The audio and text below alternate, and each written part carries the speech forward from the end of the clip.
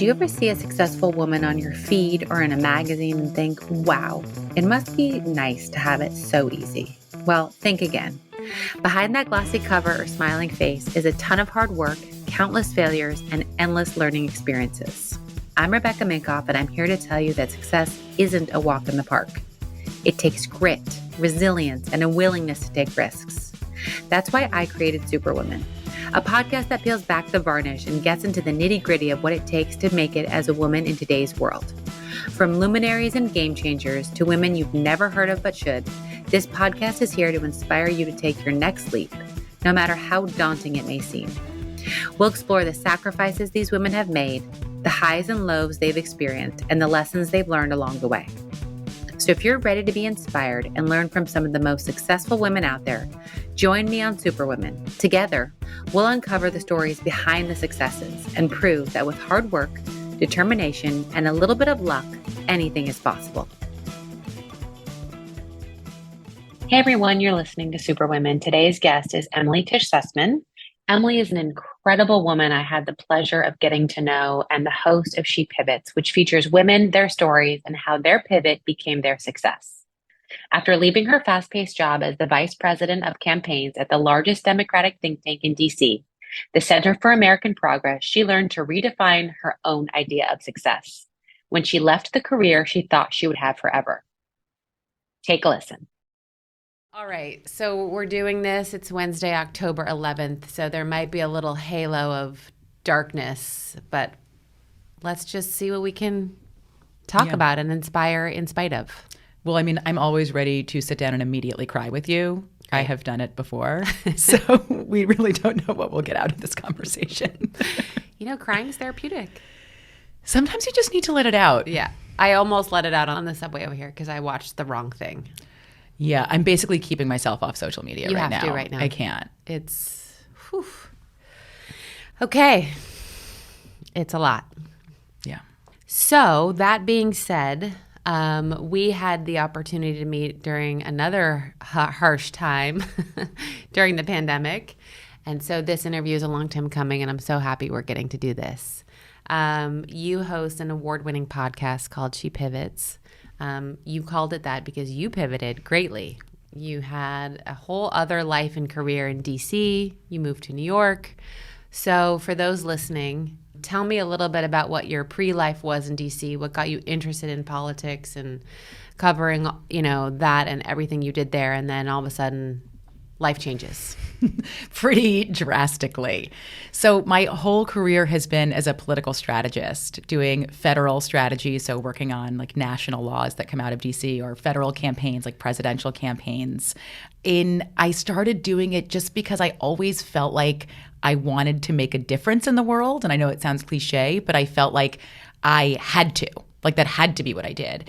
And I was always trying to figure out, like when I was younger, like what that looked like, because school hadn't really clicked for me in a real way. Like I just felt like I had all this pent up energy that I didn't know what to do with. And then I worked on a campaign straight out of college, and I was like, oh, this is clicking. Like this is it. I am making a difference. I am changing the world. I am also really good at this.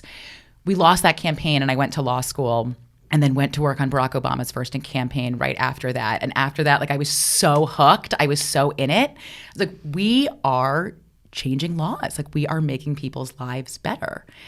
And I couldn't stop. And I'm sort of an intense person. And so the pace really suited me. Like the actual work really suited me, like the high intensity of it, that the news cycle is constantly changing. The facts are constantly changing. Like that was a good fit for me. Like I could grind and I wasn't burning out people around me, which is what I think I did, honestly, before. Like I had this to work in. So my first job in Washington, I worked on the repeal of Don't Ask, Don't Tell. So overturning the most discriminatory federal law that we had, which mandated that somebody had to be fired from the military if they were gay. Wow. So we fully repealed the law. I worked with the Pentagon on integration of the troops over the next year. And then, you know, I kind of kept moving through Washington. Like I ran the Young Democrats of America for Obama's reelect.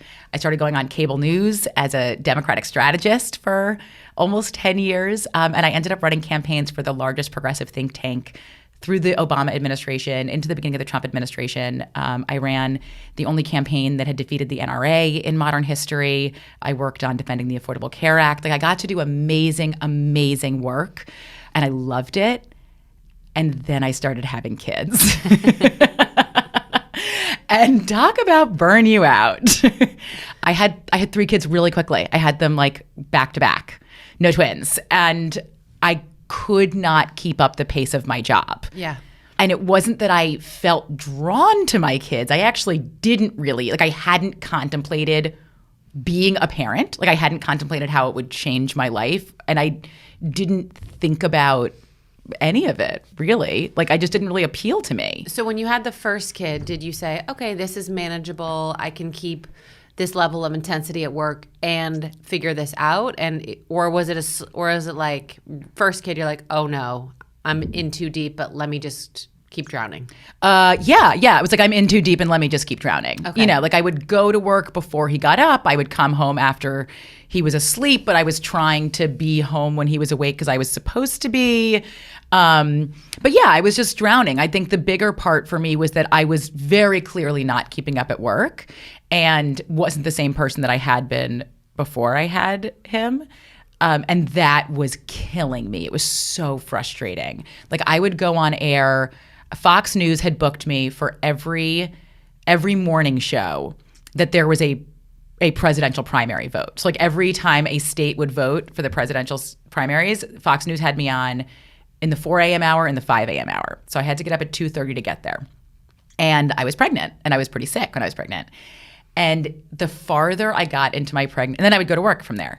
The farther I got into my pregnancy, the more dead I was at work. Like, I was so drained. And eventually my boss was like, you can't keep doing these. Like, you have to choose. Like, you can't, like, you are not usable at work because you are so drained.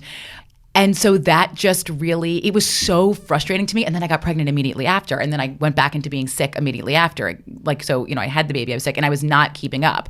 So I was like, yes, I'll just keep going and keep drowning. It just, the whole thing feels like a blur to me. Like, and you know, in the same time was the beginning of the Trump presidency. Right. So some women will experience that and go through the, you know, how do I be at home? How do I, you know, thrive in this? But you were thriving at work. Yeah. So what was it like to have the opposite of what you often hear, you know, and be like, oh my God, I can't thrive here, and that's not fueling me the way that maybe you thought it would in those early days? Yeah. I mean, I thought something would kick in on the parenting side. Like, people say, like, oh, when I saw my baby, it was the most beautiful moment. I just remember thinking, thank God the contractions are over. Like, then I was like, that was my first thought. And I was like, like, now what do I do with this baby? It felt very lonely, to be honest. Yeah. I didn't feel like the things that I was feeling, like the way that I felt pulled, I didn't see narratives in media around it. Like, the only narratives were like work-life balance, I'm pulled to be at home. Like, I really didn't feel that. I was pulled to be at work. That is where I felt comfortable. That is where I felt like myself. I didn't feel like myself at all with the baby. I felt like, oh, isn't something supposed to kick in with the baby? But like, nothing, like that, like parenting thing, like, it really didn't. Wow. And so I felt very lonely because I didn't feel like there were things that I could connect to in the media for me to read or consume or listen to. And I didn't really feel like I could confide in other people because there must be something wrong with me. And like, I thought that they must think there was something wrong with me if I'm not feeling this thing that I'm supposed to be feeling. So then why did you keep having more kids? I don't know. That's a great question. Because I'm far too fertile is the problem for me. Oh my God, the irony of that, right? True. I mean, that was part of it, is that everyone around me took like at least a year to get pregnant after they got off birth control, and then like probably some kind of intervention. Yeah. So I went off birth control right after I got married and was like, oh, well, I have a year to like adjust my brain around it. No. Yeah. Like, first month. Wow. But nothing about it was intentional. I was kind of in such denial that this could be my reality that like birth control didn't even occur to me. Wow. And so I just kept getting pregnant. Not one of the 3 kids was planned. Wow. Okay, so cut to the work that you love to do, the work that fuels you, is not set up for a woman with kids. No.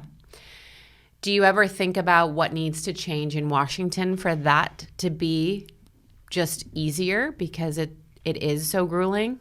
So to be honest with you, I feel really mixed about it, because in some ways, when we had lunch this summer and we're talking about it, like I was in conversations to go back to Washington this summer. Like I was talking to the White House about going back and working in a White House job. And this is not the right time in my life. Like the priorities of my life have changed. I now do have a relationship with my children, and I do enjoy spending time with them. And I am there when they are awake during the hours, unlike when the first one was a baby. And this is not the right time for me. I don't know if it will be in the future when they're a little older and a little more self-sufficient, but that really kills me. Like that's really hard that I want this for myself so much, and it's not the right time. So if it ever were to be the right time, just in the way you were so instrumental in changing so many laws that were unfair, right? Does any part of you desire to change how things operate there? Yeah. I mean, there are a lot of things that could change, things like having universal paid leave, things like honestly just culturally being a little more understanding that like you only see your kid for an hour before they go to school and like 2 hours after they come home. And, if you need to get back online after they go to bed, that's fine. But I think that just culturally being a little more understanding in that way, I think would help us across fields. But to be honest with you, the reason I feel mixed about it is because we're talking about extremely high stakes. Yeah. Winning elections, who has power, changing laws. And I don't want to know that like, oh, we lost the presidential, but the staff was able to make it to yoga. I agree with you on that. But like, how is a woman ever supposed to rise in politics or in news if she can't go to the soccer game? I don't know. We'll never get there. I agree with you, but I really don't know the answer. Like the reason I didn't go work on Hillary Clinton's presidential campaign in 2016 is because I got pregnant and I had never seen a pregnant person work on a campaign, and I'd never seen a person with kids work on a campaign. So I was like, oh, well, that avenue is now closed to me, and that is very depressing. But as sick as I was being pregnant, I don't know that I could have done it. And there are women that did do it. I mean, there were women that had like twins like 6 weeks before the election. And I was like, oh my God. So I think that we need to I don't know that there's like rules that need to change, because I actually think a lot of these structures are built the best they can.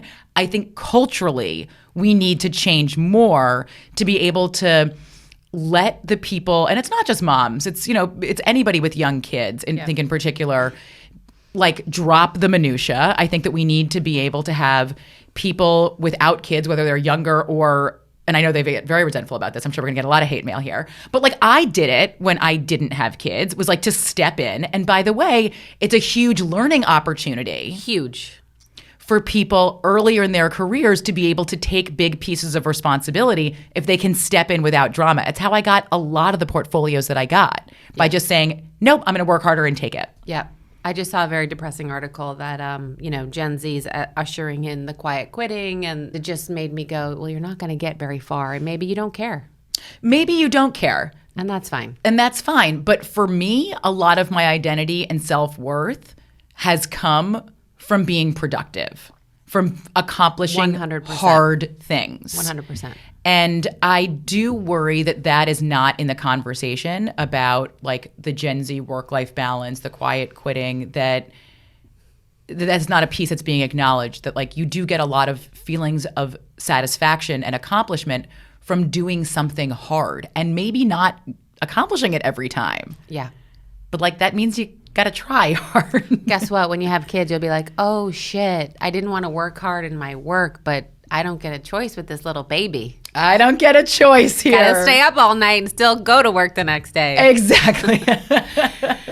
So what made you say, okay, that's it, I'm leaving, or I have to leave, or this isn't working, and let's move to New York? And why New York?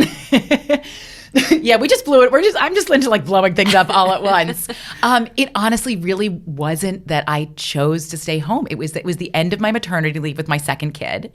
So just for timing context, when I had the first kid, I had him right when Hillary Clinton took the nomination in 2016 in that presidential election. So I was on CNN 5 days after she took the nomination. That night, I went into labor.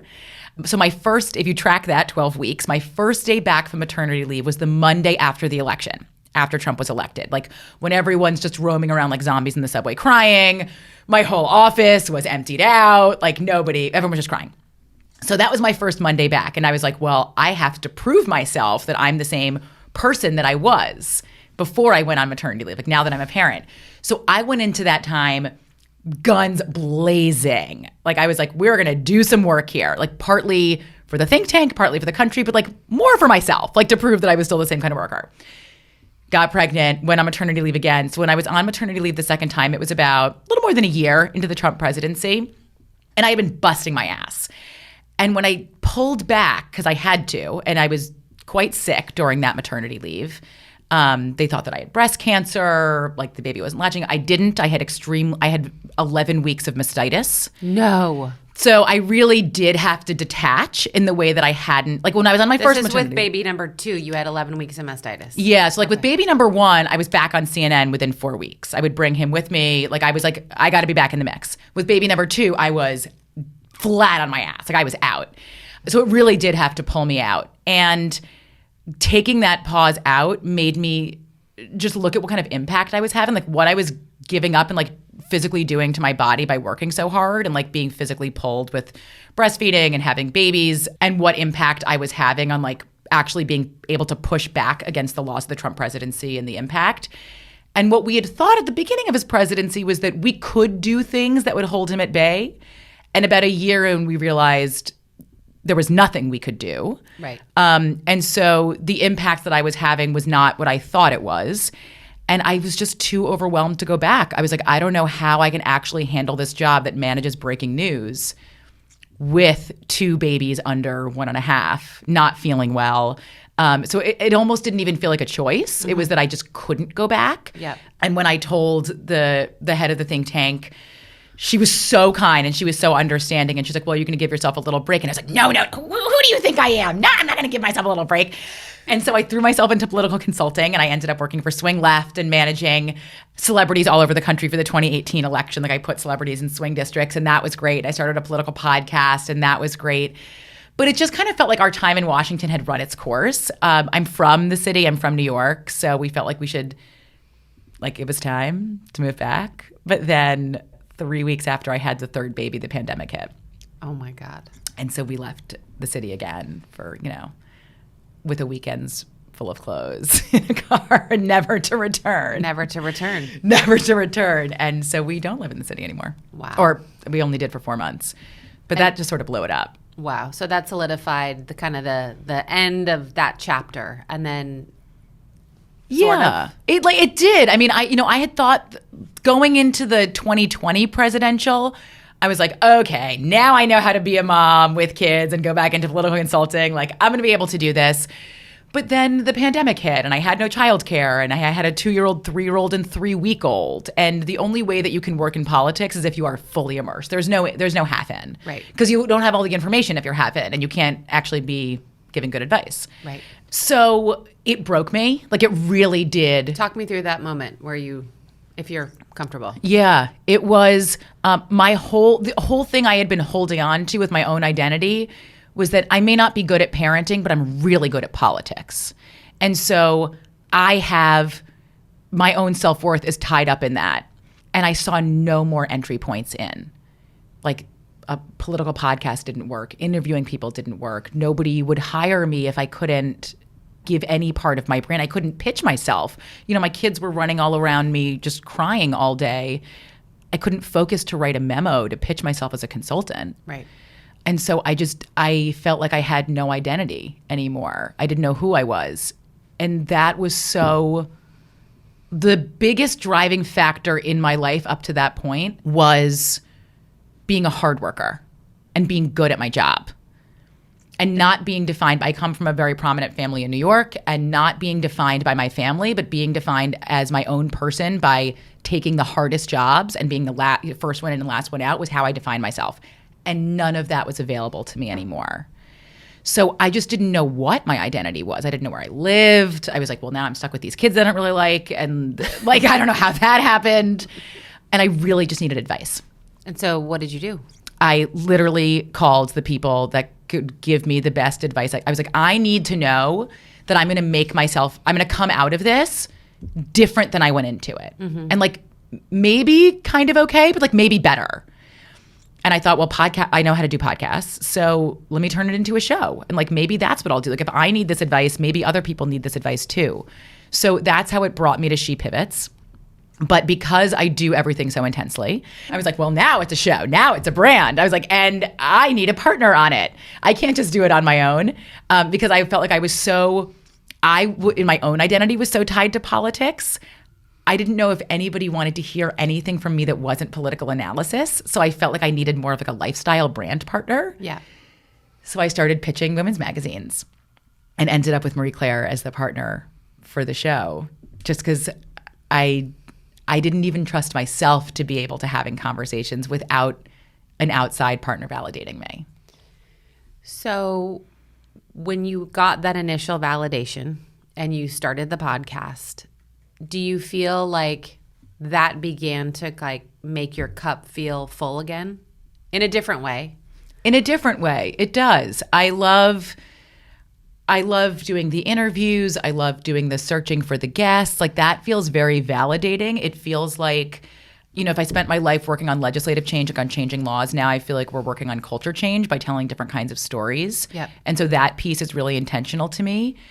But I can't stop being antsy, and I can't stop, the more stable my life becomes, like this, and I say that like this is the first year I've had all 3 kids in school all day long, so it's like a big difference. The antsier I get. Yeah. And I'm always moving markers of success so that I'm always making myself crazy. But I think that there are a lot of entrepreneurs, and that's how we operate. Like we're always moving the markers because it's all about having a game and achieving something you didn't think was possible, and you do it and you're like, oh, I thought I'd feel good and like done. Yep. And I can put my feet up. And I was like, oh, wait, no, more. Right. Bigger, I mean, you did it. Well, I had my own identity crisis, right? Where I came back from my maternity leave and we had reorged and like I didn't have 18 direct reports. I had 1, and what do I do with all this time? And that's when I launched my podcast, it was very similar. Like, who am I if I didn't decide that blouse color blue? Yeah. Like my identity was wrapped in all the decisions I would make that I would see on a woman.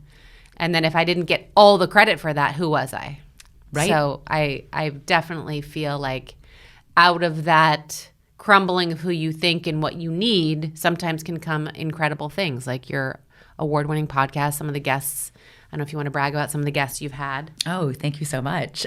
We interviewed Vice President Kamala Harris. That was a huge moment for me in particular, because like it was my field. Like I never could have actually gotten that interview with her if I still worked in politics, because I would have been like the person behind the person behind the person.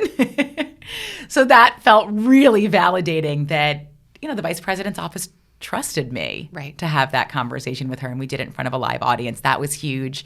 I mean, I interviewed Priyanka Chopra, which was incredible. And the episode that we recently just won the most inspirational award for is a Ukrainian refugee who I've interviewed over 6 months to put her and her family's story together.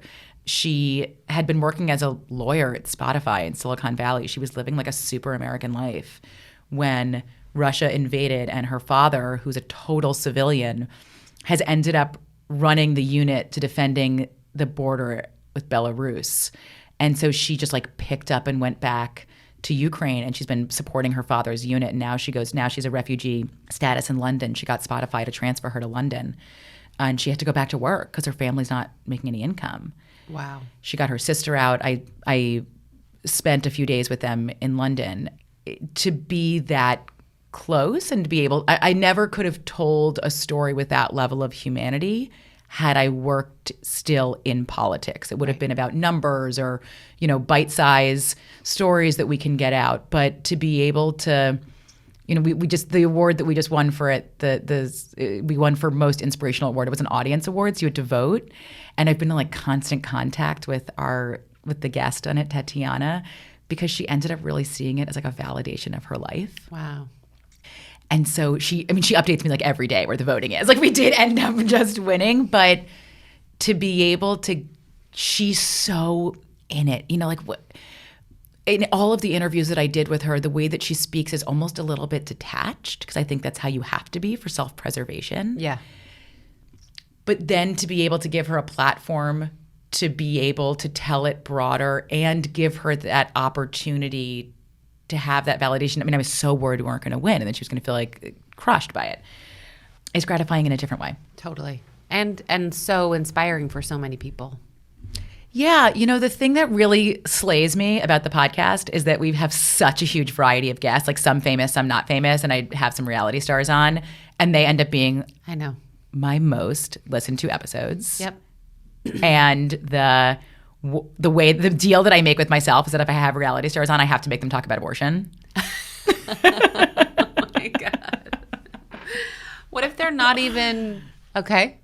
What if they're not even even in that mindset of I want children? Like, oh no, none of them come in wanting to talk about abortion. To be clear, okay, not a one. So in your agreement, you're like, we will be talking about abortion. No, I just bring it up when we're on. Oh, okay. Yeah. You're just like, surprise. Yeah. Oh, I always, I'll go through what I think we're going to talk about, and then I find an angle in. Oh my God. So do you want to talk about abortion? Yeah. Exactly. That was my subtle way to open the door. Oh, okay. Sure. I mean, I just feel like having kids has made me more committed than ever to make sure that we're normalizing the conversation around abortion because, like, this is fucking hard. Yeah. And I chose it.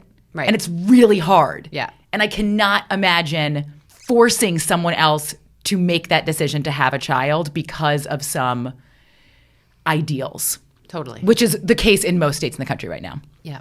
So that's where Does any part of you ever go, oh my God, I just want to get back to Washington just to change that? Oh, I know. Well, now I feel like this is, I live in a Republican district right now. So I feel like I have more opportunity to actually maybe change from the outside. But yeah, it's super frustrating. Yeah. It does make me feel like I want to go back. But I understand that it's going to happen through Congress, and I live in a Republican district. So like that gives me more opportunity. Yeah.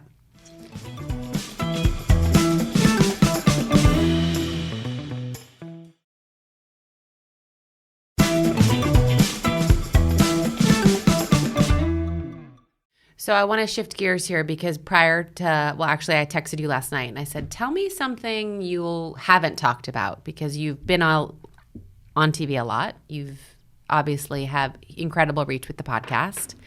So what is, in the spirit of never staying still and you were bored with your last child not being home, what did you decide to do? I'm producing theater now. Cool. Not just theater. Broadway musicals. Yeah, okay. Let's be clear. It's Broadway. It's not like the Sag Harbor theater production. Although I have a bunch of moms who are trying to organize with me to start a local theater company. Oh my God. So TBD on next year's update. Perfect. Maybe. So why theater and what are you doing? I've always loved theater. Like I just love musicals. It like touches me in a place. And I think I'm like maybe a little theatrical, but have no talent. Okay. Like I like to say what I bring to karaoke is that whatever I lack in talent, I make up for in enthusiasm. Love that. Which is actually probably most of my life. Is like how I generally operate. I love it. I love it so much. I've never thought about it as something that I would do in a professional capacity. I have a close friend who does do it professionally. And about a year ago, he said, like, wouldn't it be fun if we went on a show together? And he approached me with an opportunity to invest in Shucked, which is on Broadway now. Okay. And actually, the funny part about it is that I said, well, if I do theater, it feels like it's like a new category for me. Like it feels like it needs to be on brand. It needs to be like a women director and women writers. And he was like, okay, this is none of those things, but it's really funny and it'll probably make money. And I was like, okay, well, I guess making money's on brand. Yeah, for sure. So people probably hear the word producer and don't realize that a lot of producing Broadway shows is investing. Yeah. So now that's where I am right now, is that I'm investing. And I've, since just being listed in the program in Shucked, I've gotten a ton of incoming pitches. My feeling now is that I would just stay with Shucked because Shucked is going to have a North America tour, a West End, in addition to Broadway. And my feeling is that I would just kind of stay with Shucked and learn before going into other shows. And now I'm into other shows. Oh my God. You're insatiable. I am insatiable. So actually this afternoon, I'm going to a rehearsal. Wow. Of the next show that I invested in called How to Dance in Ohio. And that show felt important because it's the first show that's made for and with people with autism. Wow. So there's actually autistic actors in the show. And part of my feedback during the courting of investment process is that I wanted to see some evolution in some places. So I'm going to my first rehearsal for a Broadway show now. Wow. That's exciting. Thank you. It's the first time I've ever done it. Oh, wow. I'm so how did excited. you even know what feedback to give? Like, do you know what I mean? Like, it's your first time, it's a whole new world, and now you're going to inform and they're going to change a show because of something you said.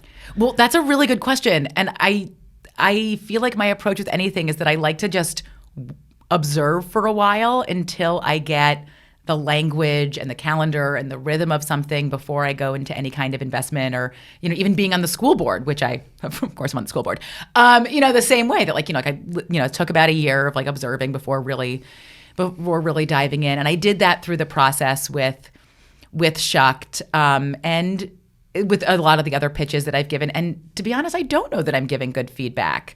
I'm trying it. I'm giving a little bit of feedback, but it's really just depending on, I'm evaluating by what I think seems good. Like I have seen a lot of theater in my day. I really love theater. Yeah. So I remember the first film that I saw of Shucked, of the reading, I sent the executive producer. I was like, I'm sure I'm the last person you want to hear from, but here's some comments that I have. And he wrote back very politely, well, for every comment you have, I'm sure I have 10 more. And I was like, noted. That was when you just do K. K. He gave me a thumbs up. Oh, my God. Oh, the nuances of emojis and K. Yeah. So, it may go nowhere and it may go somewhere, but I felt like, I'm invested in this both emotionally and financially. If I think it, somebody else might think it too. So I might as well raise it. Wow. That's exciting.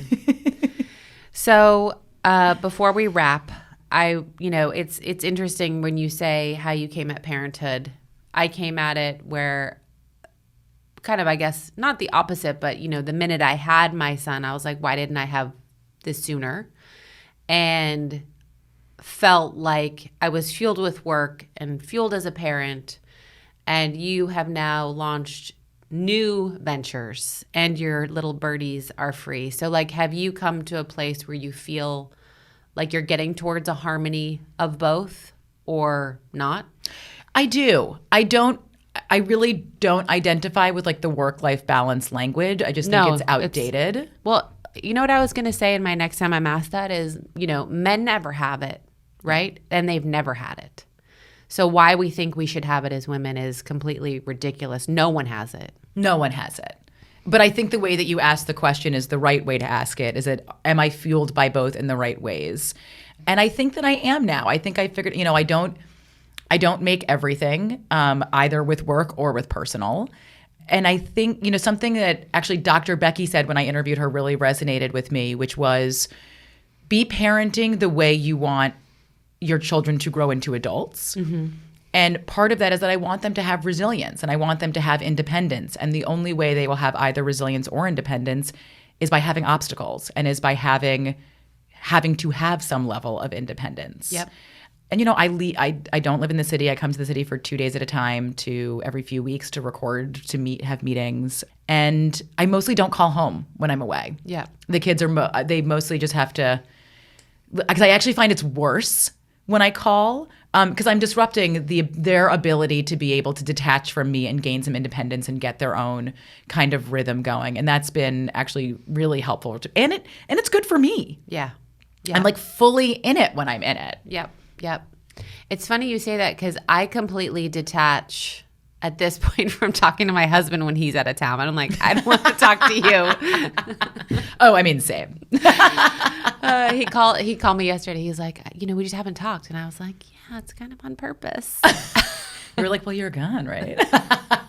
But that is also a piece of it, is that my husband does have to be able to manage our kids. Of course. And there can't be an expectation that it's like, oh, he's stepping in. Like, he is a full parent too. Oh, that drives me crazy. Yes. Especially on the airplane. We're like, such a good husband. I'm like, so if I'm walking up and down the aisles, that's normal. But my husband doing it means he's a good father. Yeah, Cool. right. I'm actually going to read now, and he can walk up and down the aisles. Yeah. Or like my husband's out of town for work, and he was like, what do you want to do with the kids? I was like, take 2. And he was like, great. And people are like, oh, what a good dad. I'm like, why is that abnormal? We have 4 children. We're dividing. Yes. Okay? It's all about the numbers. Right. Once you get above 2 kids, like it's all Just about take one. dividing and conquering. You always got to take a kid. Yeah. And they're not babysitting. No. It's what they should be doing. Exactly. Yeah. Okay. So on the lighter side of things, what is something we'd be surprised to know about you? That I got my nose pierced when I was 25. I love that. I was a little on the older side. I got mine when I was 16 in Israel, of all places. It was my rebellion. And I'm thinking about bringing it back, maybe. I liked it on you. Yeah. I think it's time. I took it out recently for, I don't know, something, and I was like, you know what? I miss it. I like that it's Put back. it back in. Yeah, I did it when I was 25 because I was midway through law school, and I thought, well, this is my last chance to get my nose pierced. And then it actually wasn't because I never took it out. Do you think that people viewed you differently with a nose ring? I worked in a very conservative environment. I worked in military personnel policy. Jesus. So I was lobbying on the Hill, but also I was in the Pentagon once a week. Did they not take you seriously because you had a nose ring? It was a big, just my overall appearance. I was a civilian, not military. I was a woman. I was young. For all of those reasons, my dress got very conservative. I wore only black pantsuits. I think my nose ring is small enough that I kind of, I don't know, maybe I'm kidding myself. And I probably actually, in retrospect, should have taken it out. But no, I was very conscious of how I was coming across because I also wasn't representing myself. I was representing my clients. Right. It wasn't about me being myself, in a space. You're in the Pentagon trying to change their laws. Read the room, literally, the literal room. Right. I'm glad you say that because I think that sometimes people cling to their own whatever so hard that it can hurt them on career stuff, right? Like you said, read the room. You were representing your clients, and this is it's not time to wear the jumpsuit. No, it was exactly right. Wow. Okay. And last question for you: what is a piece of advice you either got that was helpful that you'd like to pass on, or that you learned the hard way and want to share? I think some advice that I got, similar to what we were talking about before, is that you can have everything, but you can't have it all at once. And so you just have to decide at that moment how you're dividing up your time. And is this week a work week? Is this day a work day? Is this week a family week? Figuring out how you spend your time. And I think related to that, something that I've learned the hard way is that it's not necessarily about not having time for something. It's about not prioritizing it. Yeah. If something is important, you prioritize it. And different things have to happen at different parts of your life. I mean, the biggest example of that is that I gained a lot of weight with my pregnancies, over 130 pounds. With each pregnancy? With the first, and then I just kind of kept it on for 5 years. 130 pounds you kept on. There was no I had the baby, you dropped. I mean, when I had the baby, 7 pounds came out. Right. Maybe I would go down 20 pounds, maybe I would go down 30 pounds. But I had lost about 80 in between kid 2 and 3, but then it went back up again. And there was a piece of me that didn't think that I could still be a serious worker and put in the energy it took to lose the weight. Right. And so it wasn't until my career was totally in the tank, I had certainly nowhere to be during the lockdown, that I was like, this is now my priority. Yeah. And it wasn't until then that I actually could lose the weight because I had to just totally reprioritize my day, reprioritize my thinking. And it was once I removed having all the pressure on myself and externally from work that I could actually really focus on it. And now I've lost 140 pounds. Holy shit. Well, we were talking about this at Dria's dinner, how incredible you look and how hard you have worked for it. Yeah, it's been a many year journey. Yeah. It's not a small thing for me. No, but and the discipline and required in that mindset, right? To yeah. yeah. I mean, that's what really played out for me. But I think that's true of anything that if it's important, you will prioritize it, which also means something else falls off. Like the way that physically played out for me is that the only way that I could have enough energy to like really work out the way I needed to was first thing in the morning. My husband also works out in the morning. So he and I had to figure out how to trade off. Like that, and I lost that breakfast time with my kids for half the days, right? Like that is physically how it worked out for me. Yep. Something will fall off, but you just decide what your priority is. Yep. I think everyone, when looking at it that way, it becomes a little bit easier to just decide what's the priority that is going to fall off today. Yeah. Yeah. Something will fall, and that's fine. Yep. I love that. I have recently had many priorities fall off. Be like, oh, you're such a superwoman. How do you do it? I'm like, well, I'm not sleeping. But good thing I can exist with no sleep. Oh my God. But yes. And friends, right? Like I am making my friends not a priority. Yeah. Because that's what's falling right now. But I think as long as we're honest about it and we know that that's the thing that's dropping, at least it feels like you can be a little bit more cause about when you're going to bring that up or press that next lever. Yep. Yeah, I definitely go through phases where like sometimes my friend's the priority and sometimes they're not. Yeah. Something else is. Yeah. Well, thank you for sharing all that you did. And I want everyone to listen to your podcast. So where do they find it? She Pivots. You can find it anywhere you listen to podcasts. We're on Instagram at She Pivots the podcast. And head to Broadway. And head to Broadway. Buy your tickets now. Yeah, Shucked is amazing. Won the Tony for Best Supporting Actress for Alex Newell. They are unbelievable. Awesome. So definitely check it out. Awesome. Thank you. Thank you. I just wanted to thank you guys for listening to today's episode. I also want to ask you to rate and review the show wherever you listen to podcasts. I know it's a pain in the butt, but it actually helps with search and algorithms. So if you love this podcast, it is an easy way to get it more visible and out there. I also want you to follow me on Instagram at Rebecca Minkoff, at RM Superwomen, and be sure to check out my book, Fearless, The New Rules for Unlocking Creativity, Courage, and Success. Thank you again, and you will hear from me next week.